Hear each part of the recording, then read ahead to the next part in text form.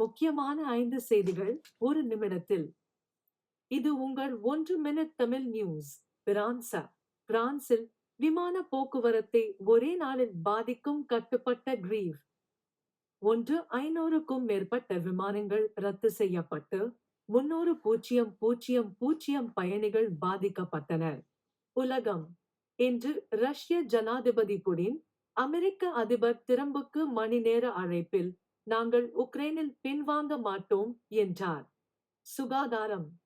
உலக சுகாதார நிறுவனம் 2035ஆம் ஆண்டுக்குள் புகையிலை, மதுபானம் மற்றும் சர்க்கரை பானங்களின் விலையை குறைந்தது 50% அதிகரிக்க அதன் உறுப்பு நாடுகளை ஊக்குவிக்கும் ஒரு முயற்சியை தொடங்கியுள்ளது. சினிமா.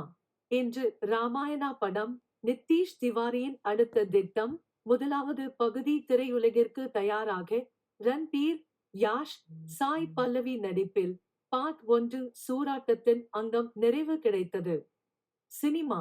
இன்று இந்தியாவின் பிரபல நடிகை தீபிகா படுகோன், ஹாலிவுட் பாக்ஸில் அதிசயமான பெரும் முதல் இந்திய நடிகையாக தேர்ந்தெடுக்கப்பட்டார்.